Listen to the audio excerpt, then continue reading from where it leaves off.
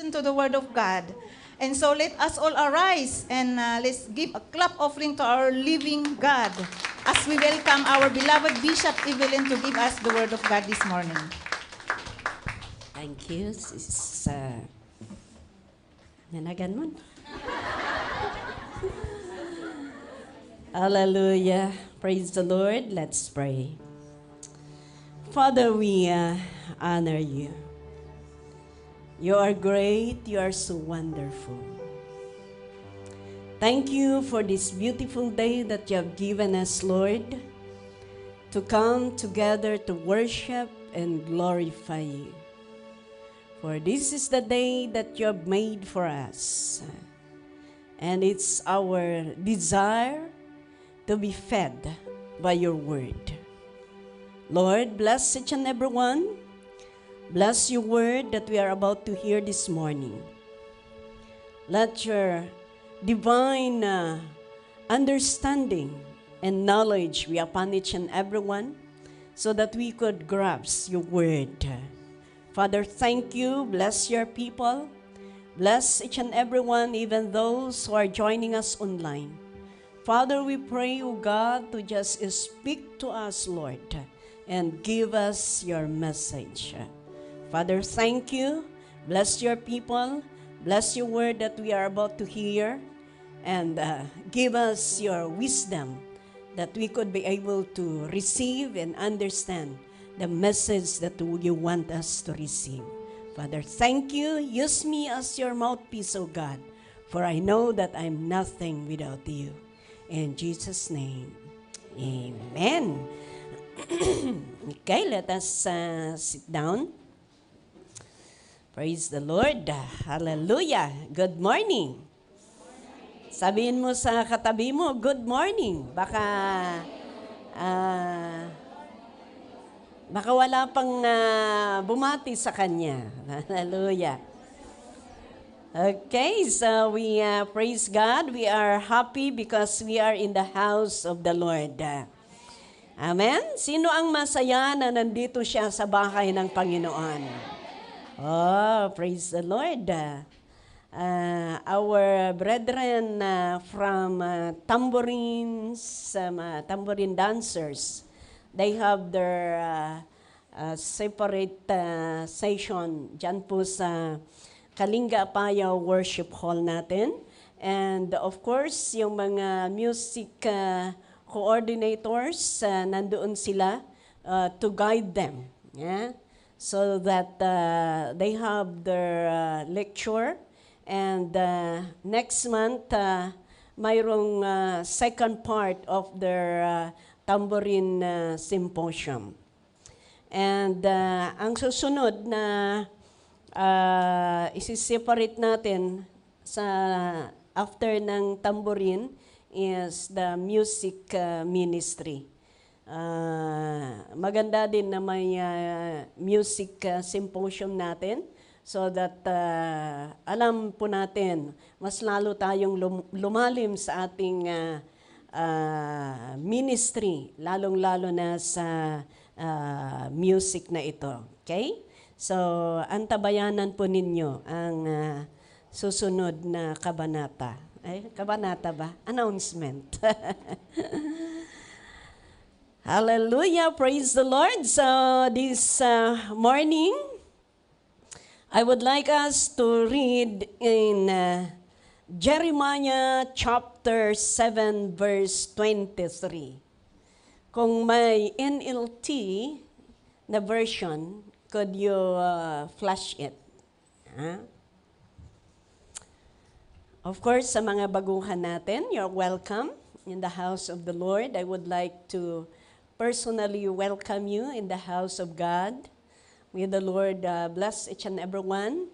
And I guarantee you, if you continue to serve the Lord, you will see what the Lord will do sa buhay ninyo. Amen?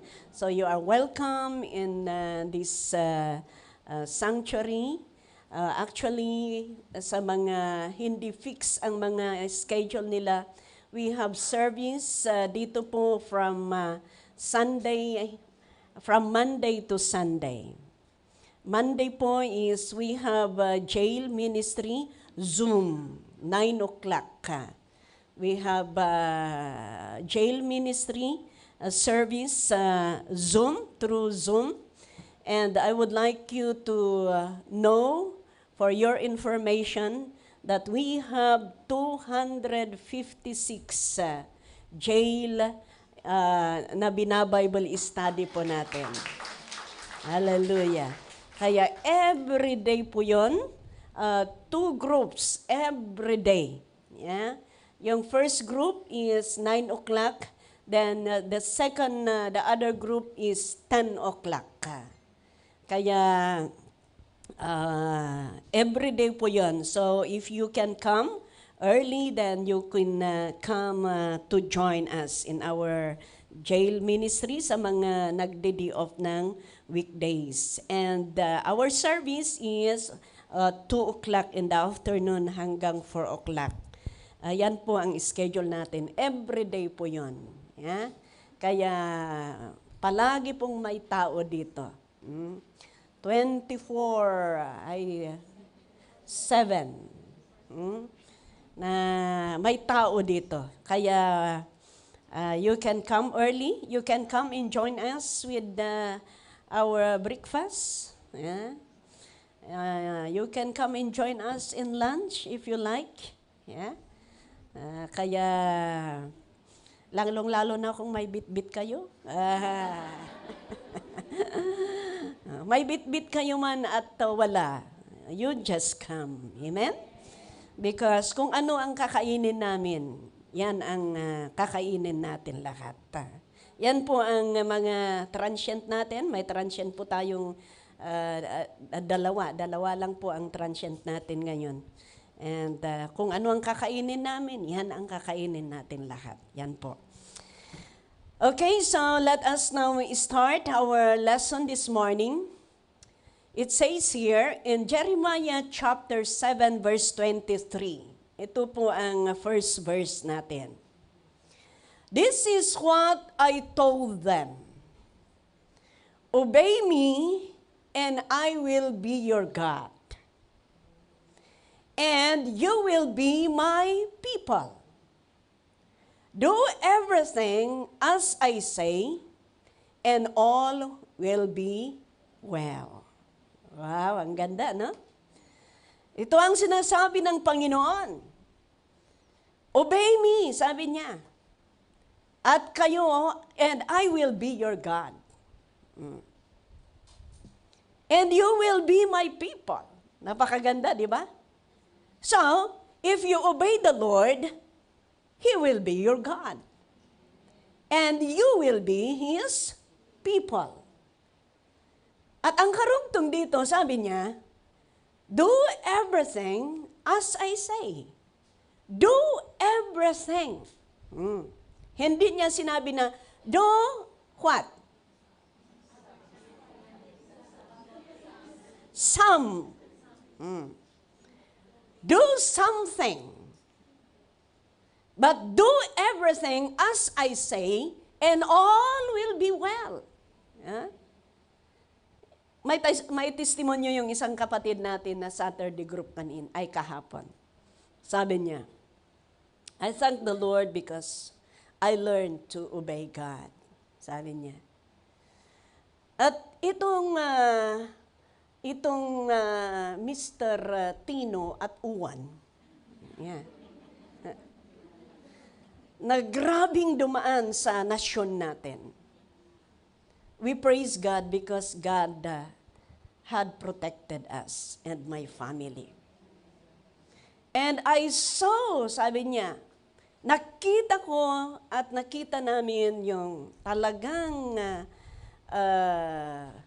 kabutihan ng ang ating Panginoon. Alam niyo, sabi niya, sa bahay namin, may malaking puno. May malaking puno.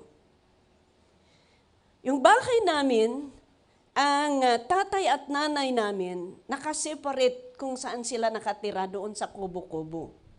Alam naman ninyo ang mga matatanda, gustong-gusto nilang sila-sila lang, ano? Tapos nakasiparit daw sila doon sa bahay, parang kubong bahay. Then, at that night, doon sa gabing yun, hindi sila natulog doon sa kubo. Hindi sila natulog doon. Pero tapos na yung Tino at saka Juan. Yeah? Hindi sila natulog. Only that night na hindi sila natulog sa bahay na yon, sa kubo na yon. Alam ninyo, kinagamihan, natumba yung puno na malaki. Tapos, tamang-tama doon sa kubo. Talagang nawasak at talagang pinandagan na ngay. Anong tawag Tagalog sa pinandagan? Dinaganan niya talaga. Huh? Yes, nadaganan talaga yung puno niya. Kaya sabi nila, kung natulog yung mag-asawa doon na matanda, wala na talaga. But you see the protection of God. Sino ba naman tapos na ang uwan, tapos na ang Tino, ang akala okay. Pero doon pala, natumba. Ang isa pang maganda doon, yung mga dahon, yung mga sanga ng yung mga punong kahoy na yan, ano daw doon kung saan yung mga pigiri nila. Kasi umanak ng 18 yung baboy niya. Tapos ang doon, kasi gusto daw nilang ibenta yun, pero kasi kakaunti lang ang anak. Pero sabi daw niya, Lord, bigyan mo ako ng palatandaan kung ibibinta namin ito o kakatayin namin. Kung manganganak at marami, hindi namin kakatayin. Pero tuloy nanganak ng 18. Huh? Siguro takot na makain. Tuloy nanganak na ng marami, Nahampas doon yung mga dahon at mga sanga. Pero sabi niya, kahit isa, walang natamaan sa anak ng aking baboy. You see? Sabi niya, obey me, and I will be your God, and you will be my people. Do everything as I say, and all will be well.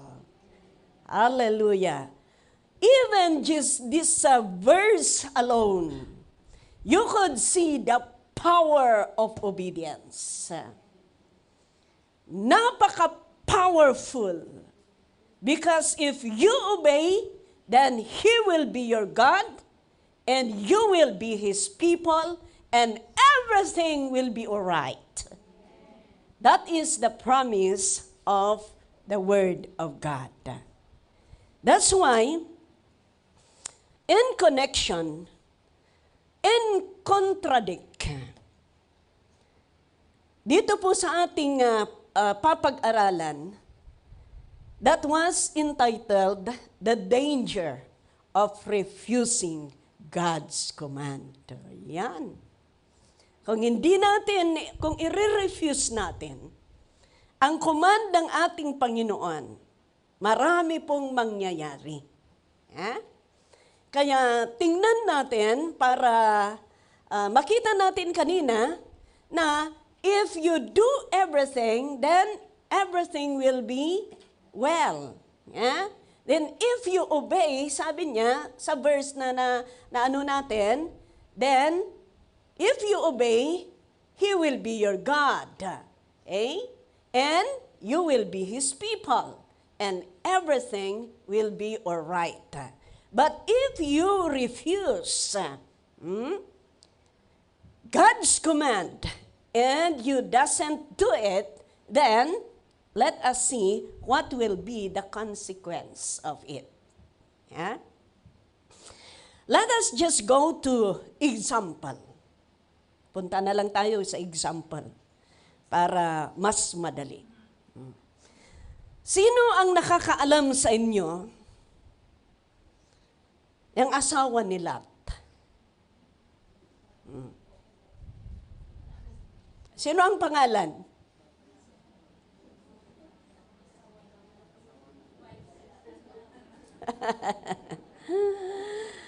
Okay, let us just see. We know that Sodom and Gomorrah, istoryahan ko na lang. Sodom and Gomorrah ay nagiging wicked. And Moses at ang kanyang pamangkin na si Lot, am I right? Nandoon sila. And because of Sodom and Gomorrah became wicked, God decided to destroy the city. But, kahit dinesisyonan ng Panginoon na sisirain ang syudad, nakita niya ang paglilingkod nila Moses, Lot at saka ang pamilya. So sabi ng Panginoon, I will destroy the city, that's why aalis kayo dito. Di ba ganon? Aalis kayo dito. You go to the mountain. You go to the place where I show you. You go to the plain. Because I will destroy the city.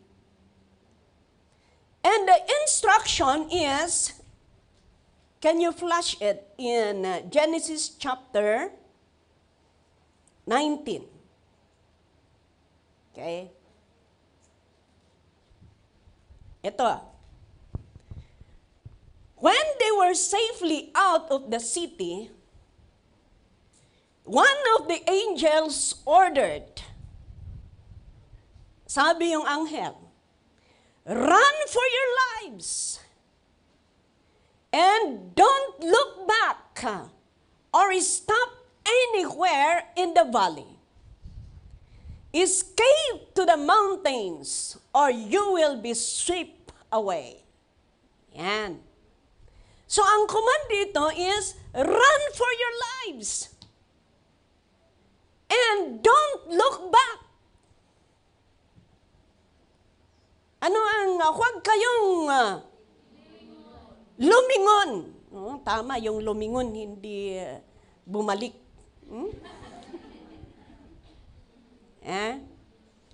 Huwag kayong lumingon, sabi niya. Otherwise, you will be swept away. Escape to the mountains, or you will be swept away. So makita natin doon, yan po ang command ng Panginoon. Huwag kayong lumingon. Diretso lang.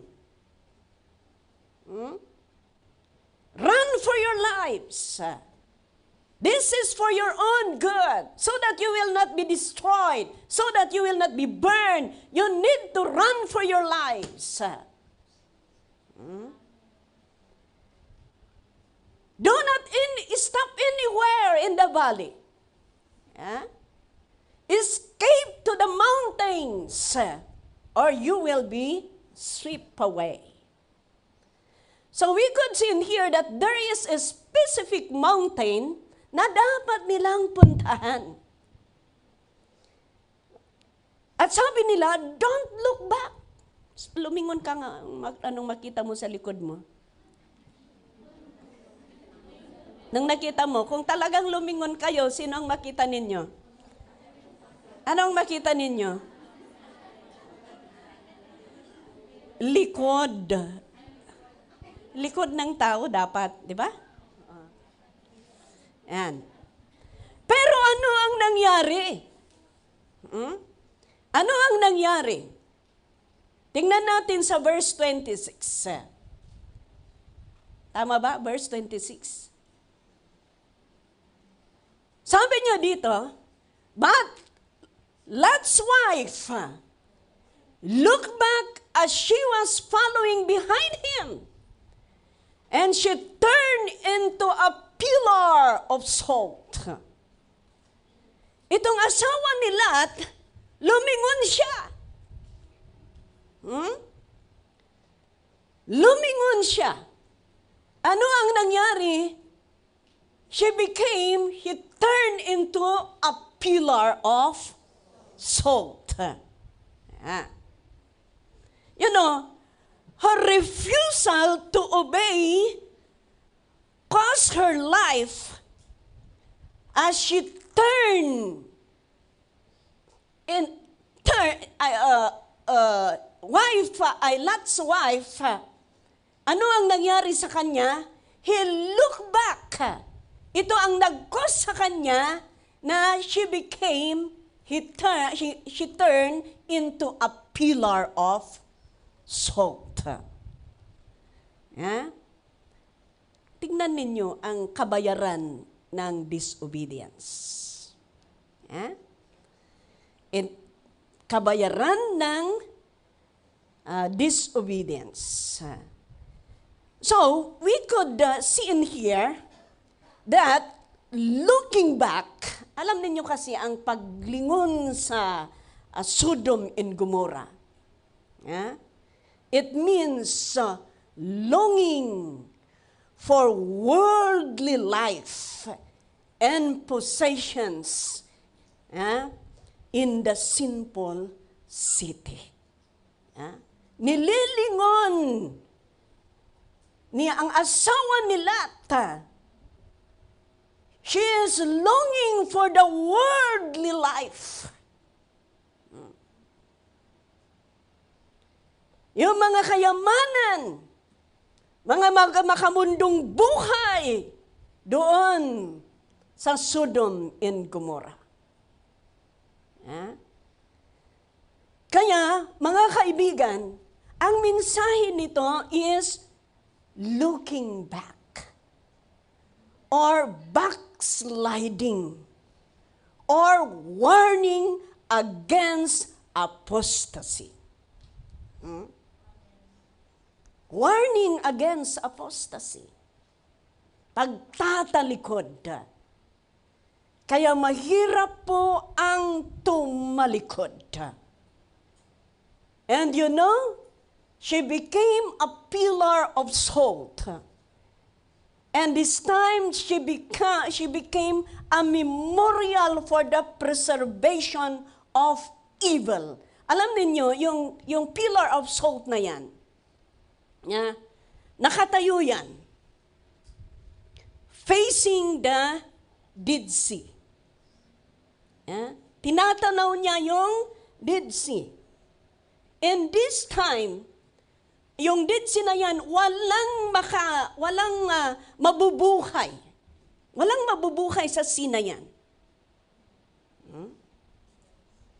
It means that if you turn back, that is the warning, I tell you. If you turn back from your service to the Lord, you will become useless in the sight of God. Kaya mahirap ang tumalikod sa paglilingkod. Amen? Kaya, kung binabalak mo na, huwag mo nang balakin. Kung binabalak mo na, huwag mong balakin. Bakit? Wala kang mapapala, I tell you. Kung tumalikod ka man, and now, God had given you a chance.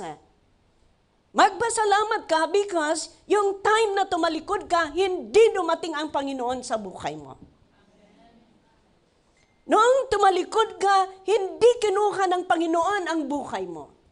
Noong tumalikod ka, hindi hinayaan ng Panginoon na may nangyaring masama sa buhay mo. Kaya ano ang gagawin mo? Magpasalamat ka sa Panginoon. At ngayon, that you have heard this message, you better do your best. Anya ti Ilocano na dijay. Anya Tagalog na dijay ko.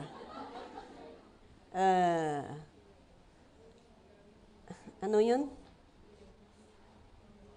Do your best. No, not do your best. Jay kas lang nga sukliam dayhaan mo nga inaramid idi. Ano? Parang you better do. Yeah? more than what you have done before. Yeah? Ganun. Yeah? Yan ang gagawin natin ngayon. Yan ang gagawin natin ngayon. Because we know, palagi kong sinasabi ito, it is not just for the coming of the Lord that we are preparing. There are three things. The reason why we need to prepare and do our best in serving the Lord. Number one is the coming of the Lord. We don't know. He will come like a thief in the night. Sabi doon sa Bible. Yan, hindi natin alam kung kailan. We could see the signs. We could see the signs that is happening around us if we will just look what is happening. Even just in the Philippines alone. Just how many months? 1 month lang, how many earthquakes, how many typhoons happen? Yeah? And it was said from the Word of God that it will become worse and worse and worse and worse. And that is what we are seeing in this time. What is happening in this world. Okay? Number two, you don't know when God will take you. Kailan ka mamatay, hindi mo alam. Pangatlo, ikaw at ako tumatanda. Di ba? Kaya habang may pagkakataon pa, habang may pagkakataon ka, nagawin mo pa, may magawa ka pa ngayon, gawin mo na. Dahil mabilis ang paglipas ng panahon, you see, November, mag-December na uli. Kung hindi mo gagawin ngayon, and you will not spend your time, your strength, I tell you, hindi ka bumabata.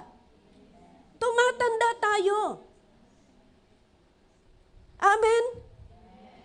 Even me, I always command myself and say, Evelyn, you need to do your best. You are now 55. You are now 55. Dahil alam at alam ko, magsi-60 ako, iba na. Lalo na kung mag-senior. Senior ngayon Senior yung 60, di ba? Sa Pilipinas dito, hindi. Yeah? 65 dito, kaya magandang mag-stay dito para matawag kang senior 65. Sa Pilipinas, 60 mo na, senior ka na. Yeah? Kaya yan po ang gagawin natin. Anong magawa natin ngayon? Sige, gawin natin. Parang nakapagpahinga nga ako Ngayon, the whole November, at least nag-stay ako dito. Nag-stay ako dito sa Hong Kong. In the past months, ayan na lang. Kung saan-saan nakapumupunta. Yeah. But you see, kaya pati yung mga medical ko, wala nalampasan ko na yung mga ibang schedule ko. At least ng schedule ko this coming 24. Ayan po ang annual blood taking na ginagawa nila sa akin dito sa Hong Kong. So there were three na kailangan na dahilan kung bakit kailangan natin gawin ang best natin. Amen? Na mag-obey sa ating Panginoon because if we will obey, He will be my God, our God, and everything will go well or alright. Yeah? Yan.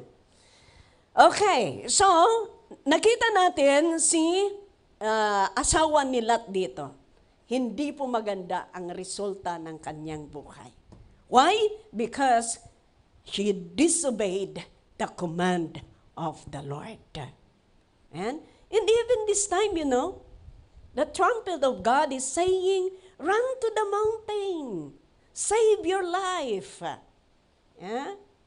Ayan, palagi nang sinasabi ng salita ng Panginoon, obey and obey and obey the command of God. Yeah? Because we don't know when God will come.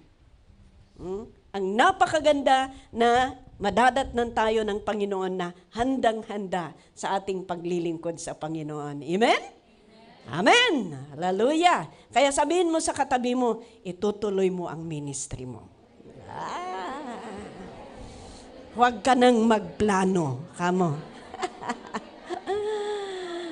Hallelujah! Praise the Lord. Okay.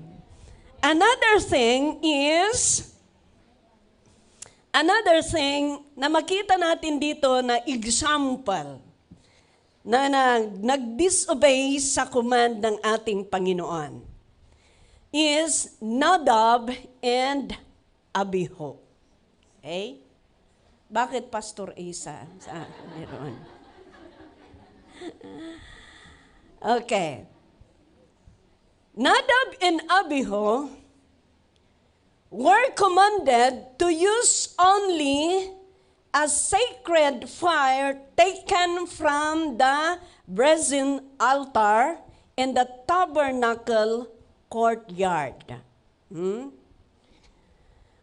which had been originally kindled by God Himself.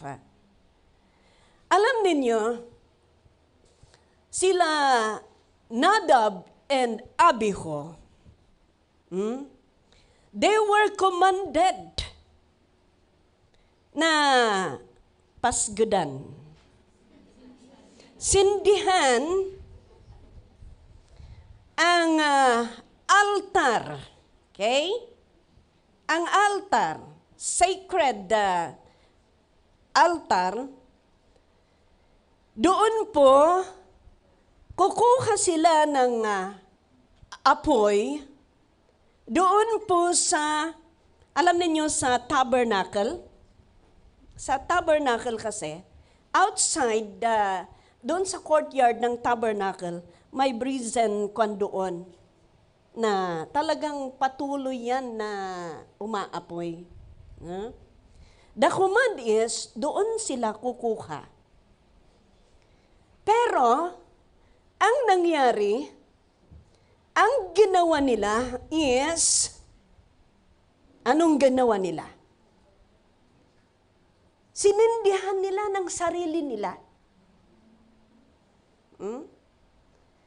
Ang ginawa nila, it is unauthorized. To cut the story short, they disobeyed the specific command or instruction of God. So, meaning, unauthorized yung ginawa nila. Alam ninyo mga kaibigan, basahin natin sa Leviticus chapter 10, verse 1 and 2. Aaron's son, so anak ni Aaron, mga priests, Nadab and Abihu, put coals on fire in their incense burners and sprinkled incense over them. In this way, they disobeyed the Lord by burning before Him the wrong kind of fire different than He had commanded. Yeah? Kaya hindi sila nag-obey sa specific na command. Okay? Anong sabi? So fire blazed forth from the Lord's presence and burned them up, and they died there before the Lord. Grabe ang ginagawa ng ang consequence ng disobedient sa harapan ng Panginoon. So ano ang nangyari? Dahil hindi po wrong po ang ginawa nila.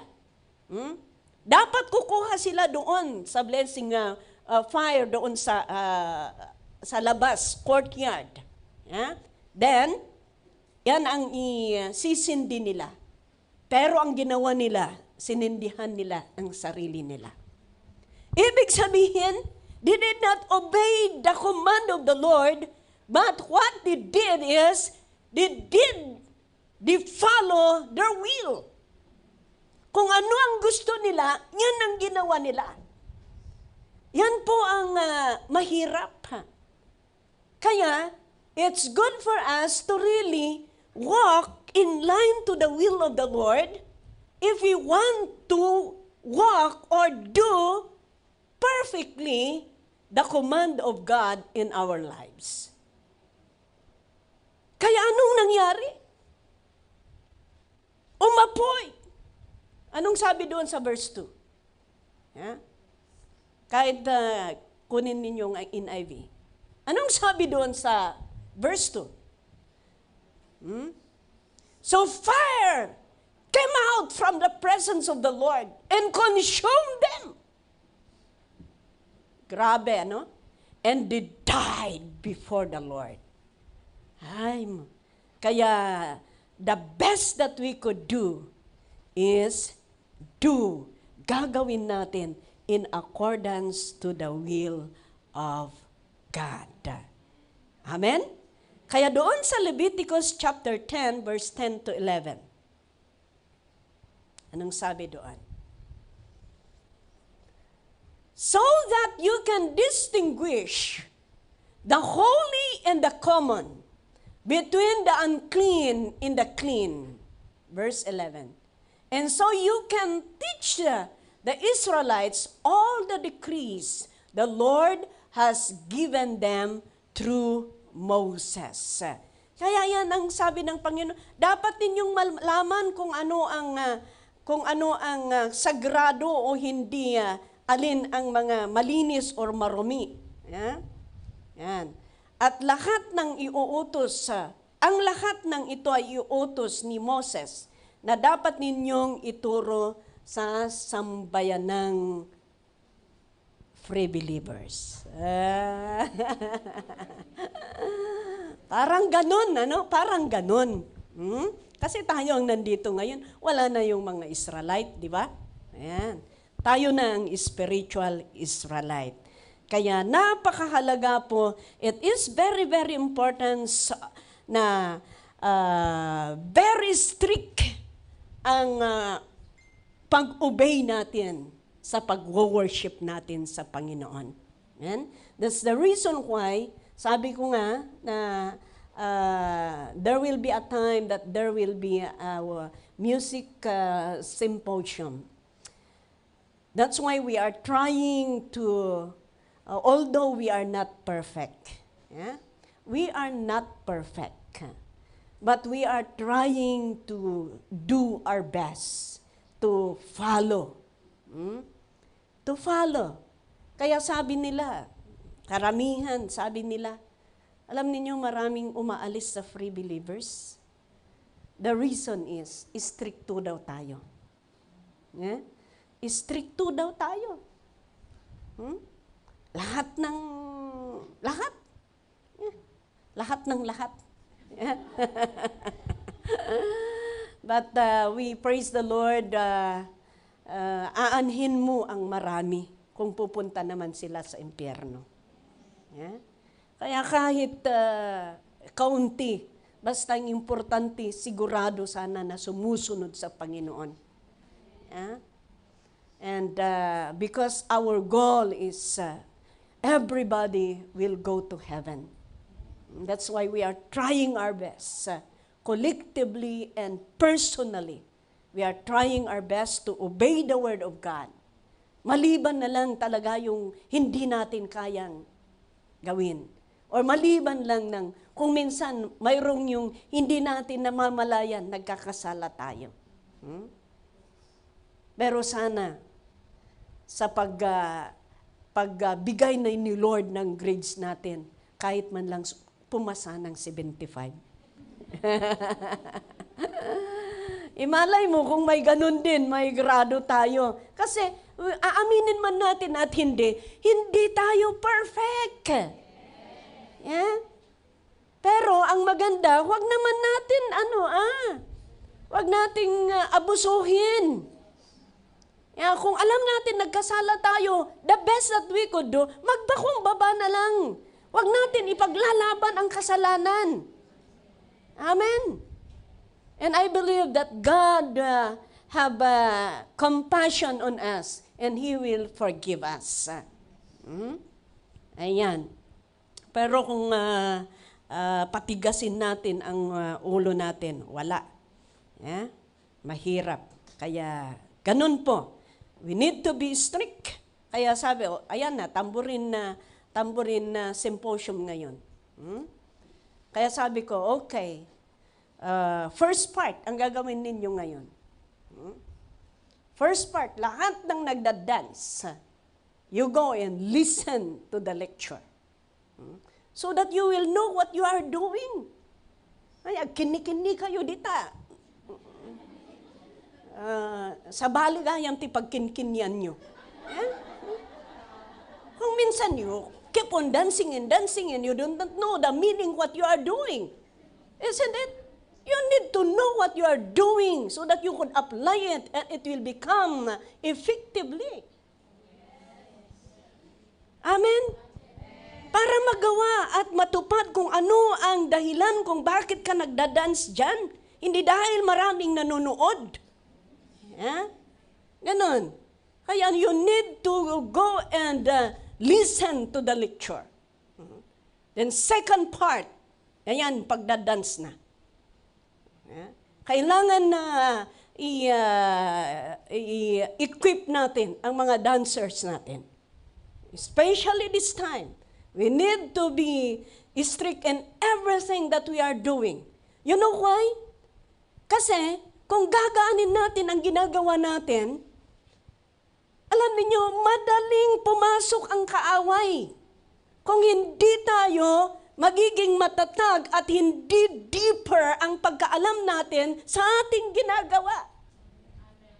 Especially in these last days. We need to go deeper in the teaching from the word of the Lord. And all what we are doing is our pattern and our model is the word of God. Kahit yung tambourine dancer na yan. Sila Miriam, di ba? Dancer sila doon sa Bible. But we need to learn how. The power of it. Ganon. Amen? Hallelujah. Kaya kahit sa mga music natin, yan, medyo stricto tayo. Yeah? Because we are not pleasing man. We are pleasing God. Hallelujah. Kahit sa pananamit, yan, talagang ano yan. Pakita natin, para sa Panginoon. Kung makikipag-date ka, isuot mo ang best. Di ba? Suot mo ang best dahil gusto mo yung boyfriend mo o girlfriend mo, makita kang nataraki o gwapa, ganun. Ganun din sa Panginoon. Mas lalo sa Panginoon. Yeah? Makikipag-date tayo sa Panginoon, then let us give the best. Baka sabihin nyo, bakit naman sa Pilipinas? Hindi naman sila stricto sa Pilipinas. Siyempre, you know, we are like, we are here in heaven.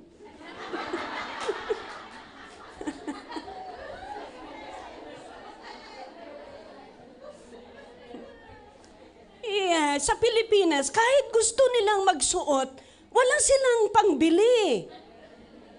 Yan ang point ko, no?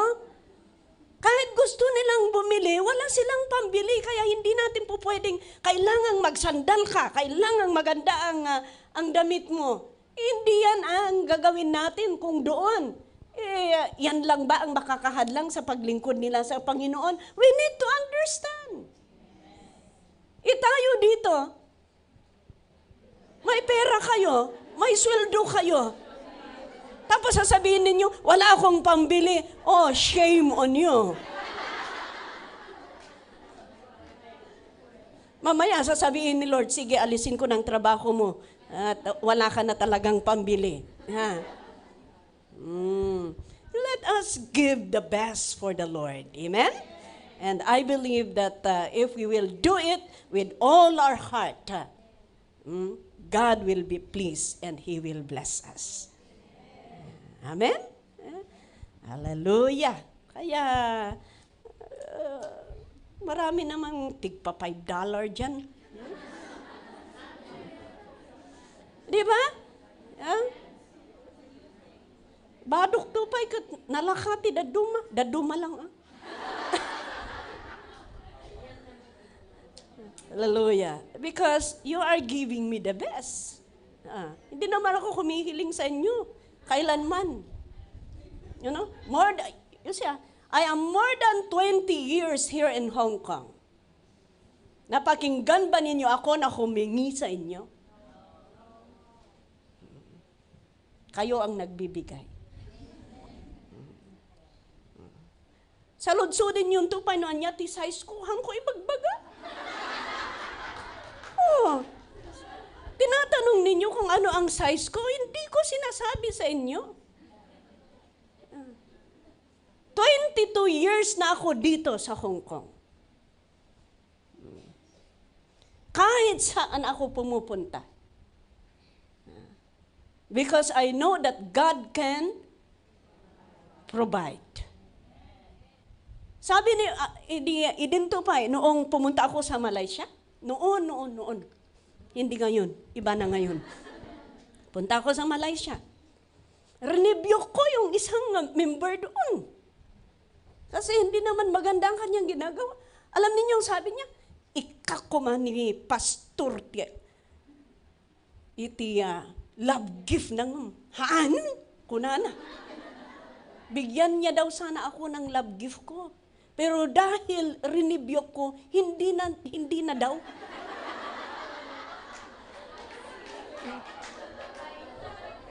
Hindi na daw dahil pinagalitan ko siya. Sabi ko, mas marami pang pira ng tatay ko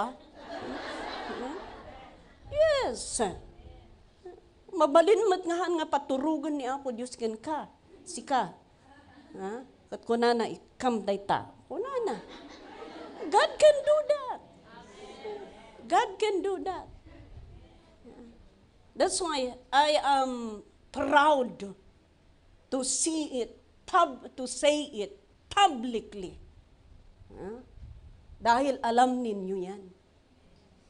Kayo ang nakakaalam. Hallelujah. Kaya maganda yung talagang open tayo sa Panginoon dahil wala tayong ikakahiya sa Kanya. Amen? Wala tayong ikakahiya sa Kanya. Okay. Malapit ng oras ko. Dadalawa pa lang ang sinabi ko. Yeah. Okay. Another is, number 3, example. Ito na lang, yung number 4 na lang.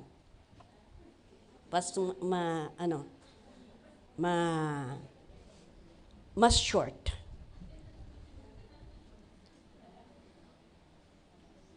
King Saul rejected God's command. And what happened? Tingnan natin. Doon sa 1 Samuel chapter 15. Gusto kong makita natin dito kung anong importansya ang talagang pag-obey natin sa Panginoon. So, sabi ng Panginoon na ito ang utos ng Panginoon. Ito po na verse 3, sabi niya dito, now go, attack the Amalekites. Ito ang utos ng Panginoon kay Saul. And totally destroy all that belongs to them. Ang utos ni Lord sa kalaban ay kay Saul, na gagawin ni Saul sa kalaban is, you go. Kalabanin ninyo sila. Yeah? Mga Amalekites. Totally destroy all that belongs to them. Do not spare them. Put to death men and women, children and infants, cattle and sheep, camels and donkeys. Lahat-lahat.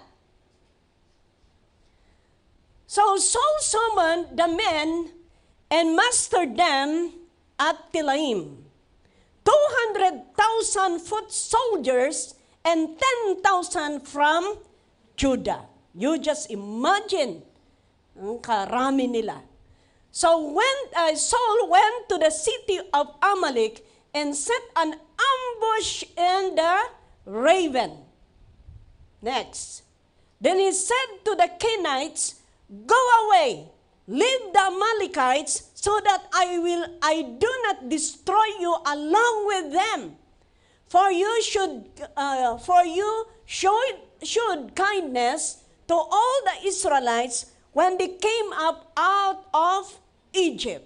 So the Kenites moved away from the Amalekites. O tingnan ninyo ito, yung mga tao na nagpakita ng maganda sa mga anak ng Diyos, in-spare ng Panginoon. Let's see.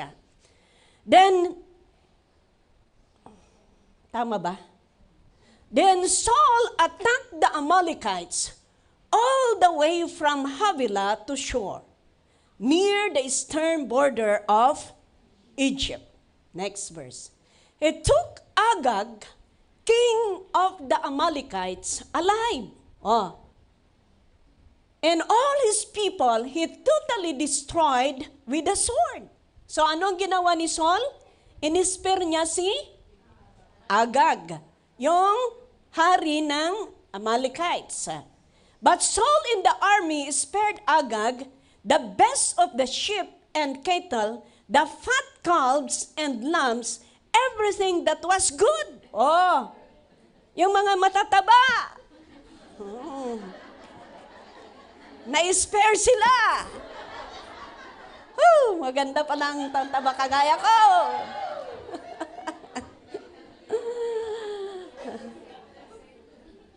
Sige, magpataba kayo. Hallelujah.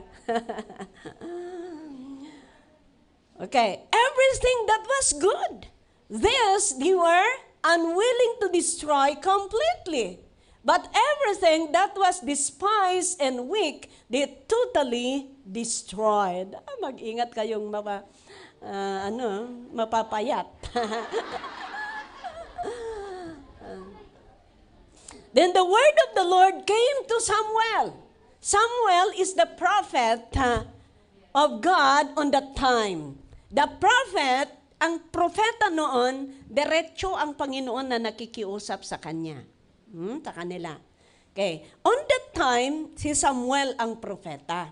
Okay. Sabi niya dito, sabi ng Panginoon, I regret that I have made Saul king. Yan ang napakasakit na pakinggan. Nagsisisi ako na ginawa kong hari si King Saul. Because he has turned away from me and has not carried out my instruction. Tingnan ninyo. Masakit sa Panginoon if we will not carry His instruction in our lives. So Samuel was angry and he cried out to the Lord all that night. Siyempre, alam ni Samuel si King Saul, pinili. Pero ang problema, hindi po nag-obey ng instruction si King Saul. Kaya nangyari, umiyak magdamag si Samuel. Kaya early in the morning, Samuel got up and went to meet Saul. But he was told, Saul has gone to Carmel. There he has set up a monument in his own honor and has turned and gone on down to Gilgal. Tingnan ninyo, pumunta si Saul para gumawa ng kanyang monumento. Yeah. Next, when Samuel reached him, Saul said, "The Lord bless you. I have carried out the Lord's instruction." Imagine that. Sabi niya, nung nag-meet sila kay Samuel, "The Lord bless you. I carried all God's instruction." But Samuel said, tingnan ninyo, Samuel said, "What then is this bleating of sheep in my ears? What is this lowing of cattle that I hear? Ano itong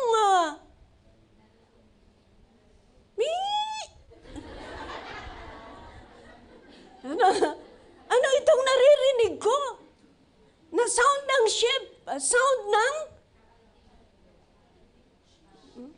Mga baka.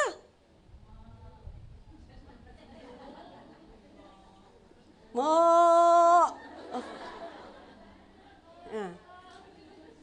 Ano ito? If you carried God's instruction, ano itong napapakinggan ko? Okay?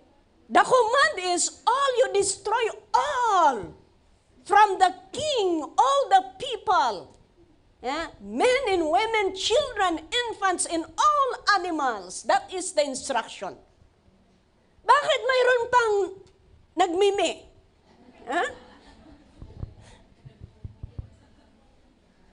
Tingnan ninyo. Saul answered. The soldiers brought them from the Amalekites. They spared the best of the sheep and cattle to sacrifice to the Lord your God. But we totally destroyed the rest. Sabi ni Saul, inispire nila yung matataba.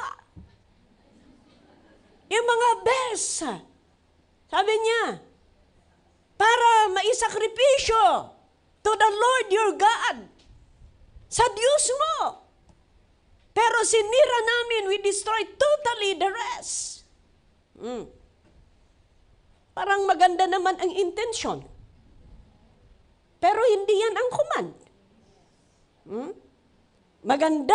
Parang maganda man sa intention mo, if that is not the command, you better do the command.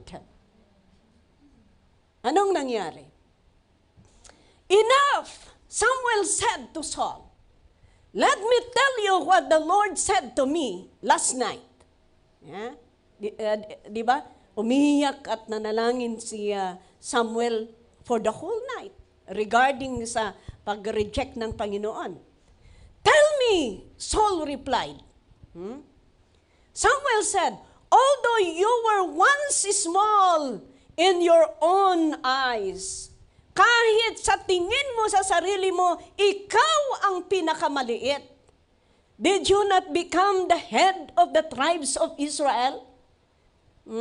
Kahit sa tingin mo maliit ka, pero ginawa ka na hari. Ginawa ka na ulo ng tribo ng Israel. The Lord anointed you king over Israel. You see?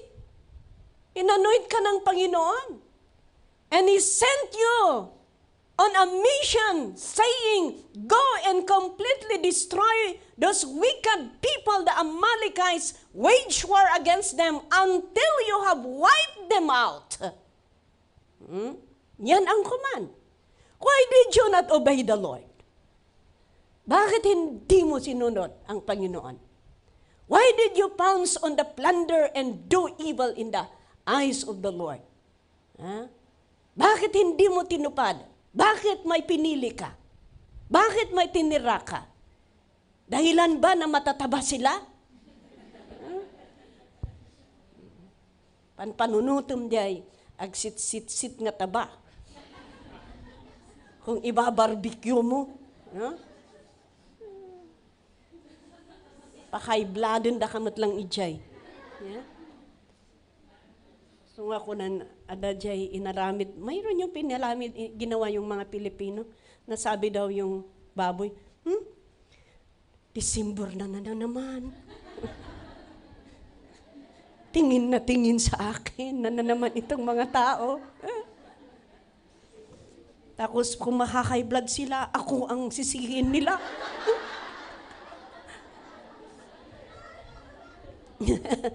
Dumaan ba yon sa wall ninyo?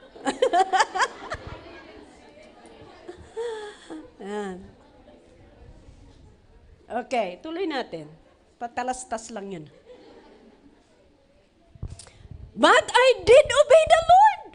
Tingnan ninyo, ipilit ni Saul na nag-obey daw. Saul said, I went on the mission the Lord assigned me. O, tingnan ninyo. I completely destroyed the Amalekites and brought Agag, their kings. Sinabi nga ni Lord, pati si Agag Di ba? Ipilit mo pa. Aturnihan mo pa ang sarili mo. The soldiers took sheep and cattle from the plunder, the best of what was devoted to God, in order to sacrifice them to the Lord your God at Gilgal. Pipilit pa rin nila. Next verse. Wala na?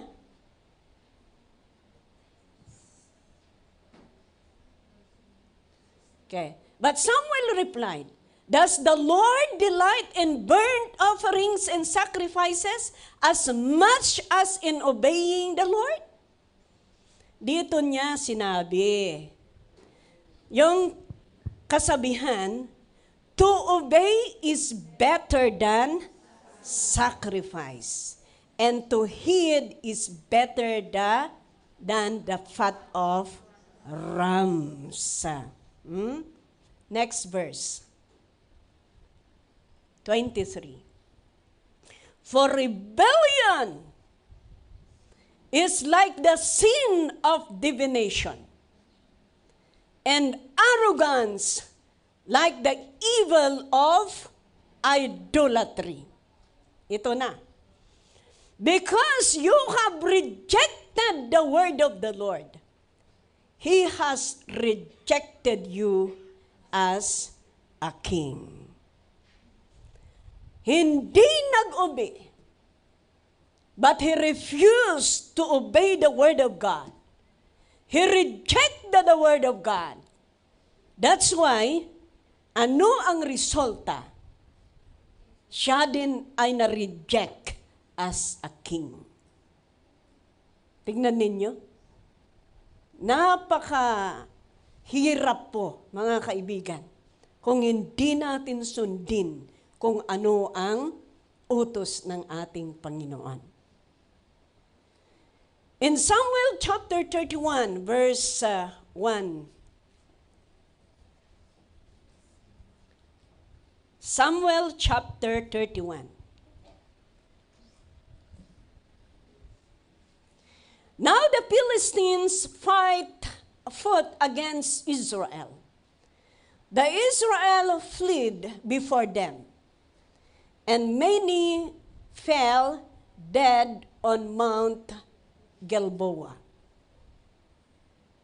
The Philistines were in hot pursuit of Saul and his sons, and killed his sons Jonathan, Abinadab, and Malchi-Shua. The fighting grew fierce around Saul, and when the archers overtook him, they wounded him critically. Saul said to his armor-bearer, "Draw your sword and run me through, or these uncircumcised fellows will come and run me through and abuse me." But his armor-bearer was terrified and would not do it. So Saul took his own sword and fell on it. When the armor-bearer saw that Saul was dead, he too fell on his sword and died with him. Verse 6. So Saul and his 3 sons, and his armor-bearer, and all his men died together that same day. Tignan ninyo ang resulta. Ang hindi mag-obey sa utos ng ating Panginoon. Napakabigat po, mga kaibigan. Ang resulta ay patay.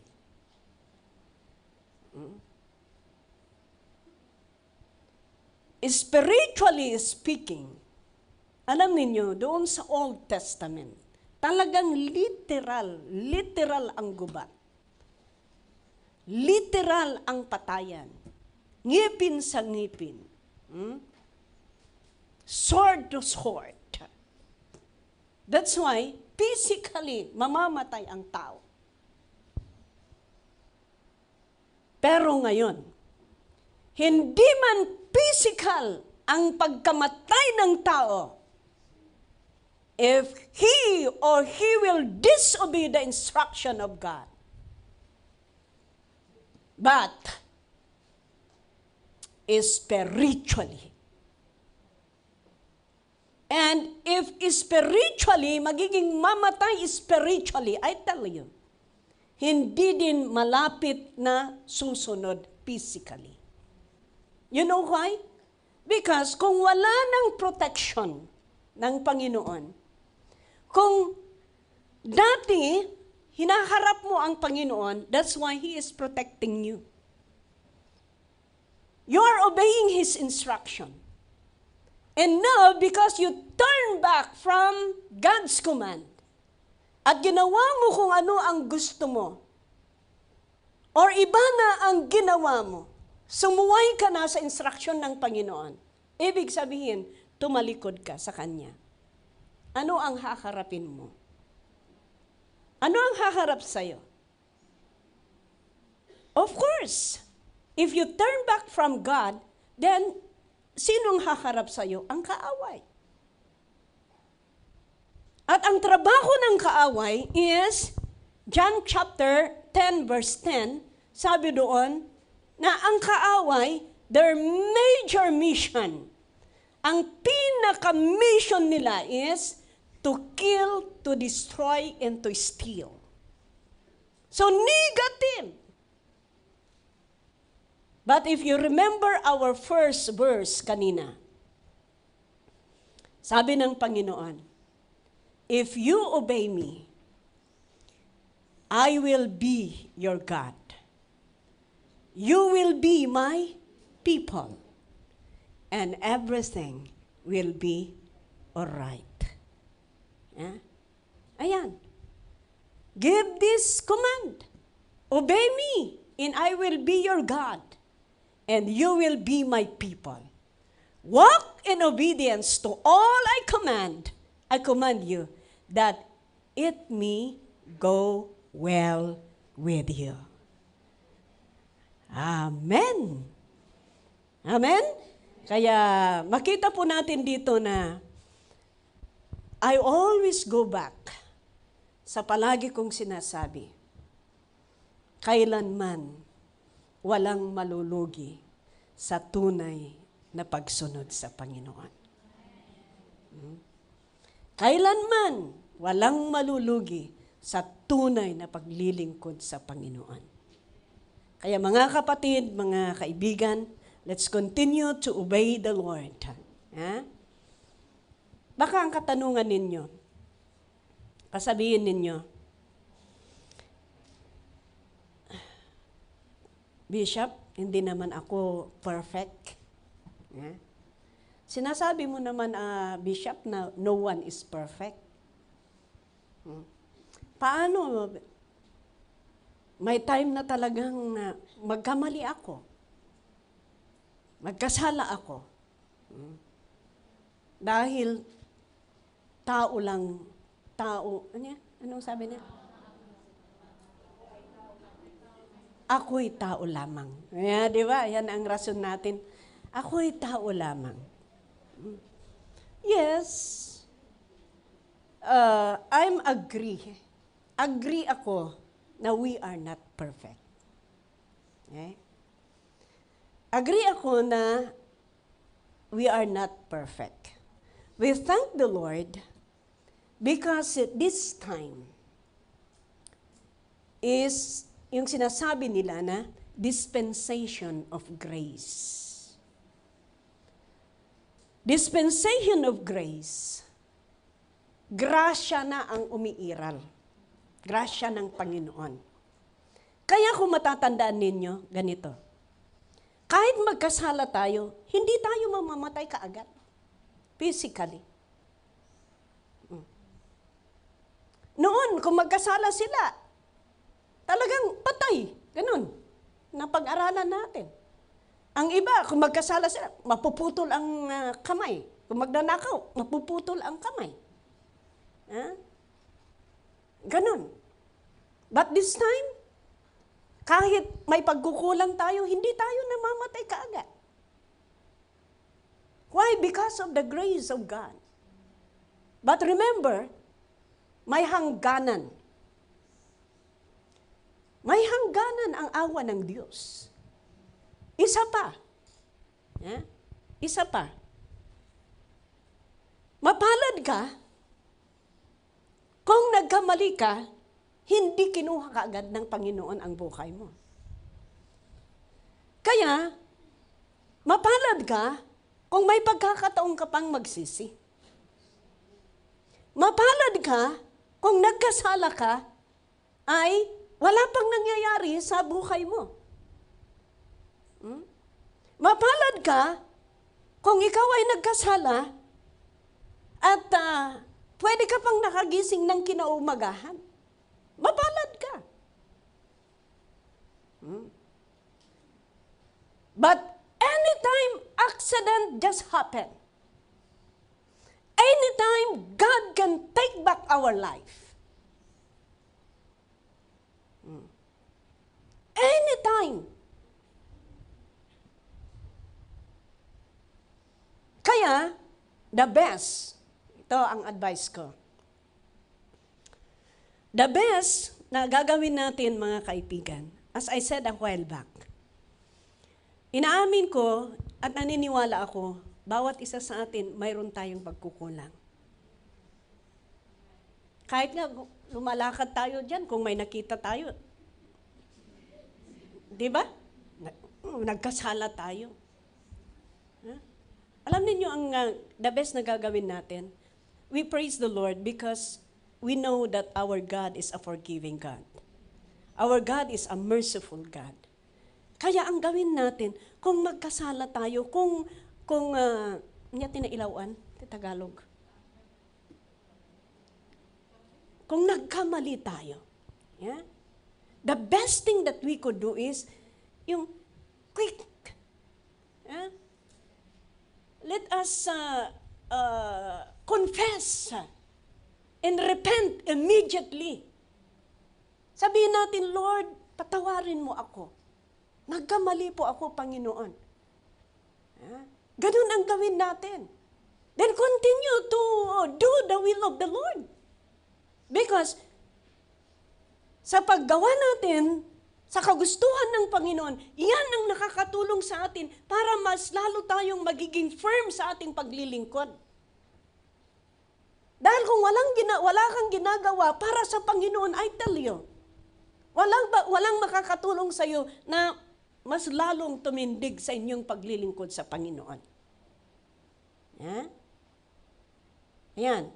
Hindi yung dahil nagkasala ka na, may nagawa ka na, naging makasalanan ka na, ang gagawin mo, Lord, ayaw ko nang pupunta sa simbahan, makasalanan na ako, ang gagawin mo, pupunta ka na lang doon sa seaside, pupunta ka na lang kung ano-ano. That's not good. You know, kung nagkamali ka, mas lalo kang pupunta sa harapan ng Panginoon. Mas lalo kang pupunta sa bahay ng Panginoon. Bakit ka mo? Pupunta ka sa presensya ng Panginoon, you immerse yourself in the presence of God, mapapalakas ka sa napapakinggan mo, napapalakas ka sa pag-worship mo. Kaya kung babalikan ka uli ni demonyo, pwede mong sabihin, malakas na, sige, magboksing na tayo. My point is, because you have been strengthened by God, then you can face the enemy. Pwede mong harapin. Dahil alam mo, pinalakas ka ni Lord. Pwede mong labanan ang trabaho ng kaaway. Then continue to serve God. Yeah? Kaya I would advise each and everyone, let us continue to serve the Lord. Let us continue to do the will of God. Let us continue na magpagamit sa Panginoon para mas lalo tayong lalago at mas lalo tayong magiging matataga at mas lalo tayong gamitin pa ng Panginoon sa mas higher level ng service. And may God find us faithful. If He will come and take us in our final home, sana po matatagpuan tayo ng Panginoon tapat na naglilingkod sa Kanya. Amen? So may the Lord bless each and everyone. God bless everyone. Let us continue to serve God. Let's continue to cling to Him. Dahil palagi kong sinasabi, walang malulugi sa tunay na paglilingkod sa ating Panginoon. Salamat po, Diyos, sa iyong salita. Dalangin po namin na patuloy ka na kumilos sa aming buhay at tulungan mo kami para kami po ay patuloy na lumago. Salamat, O Diyos, dahil alam po namin na mahal mo kami. Hindi mo kami pinabayaan na tuluyang mawala sa iyong presensya. Bagkus iningatan mo kami para kami po minsan muli, Panginoon, ay maglingkod sa iyo. Tulungan mo kami, Panginoon, na magiging tapat sa aming gawain. Tulungan mo kami na kami ay magiging tapat sa mga ministry na ibinigay mo sa amin. Tulungan mo kami, Panginoon. At habang kami po ay buhay, habang kami ay malakas, Lord, ibibigay namin ang buhay namin para gamitin mo para po sa iyong kapurihan. Father, thank you. Bless now your people. Bless each and everyone. Inculcate your word in our hearts, O God. For your word will strengthen and empower us. It will direct us and guide us, Lord, which way to follow, so that we will not be dissuaded, O Lord God, in our walking with you, but we will do, God, the best that we could for your glory alone. Father, thank you. Bless now your people. In Jesus' name, amen and amen. Thank you very much.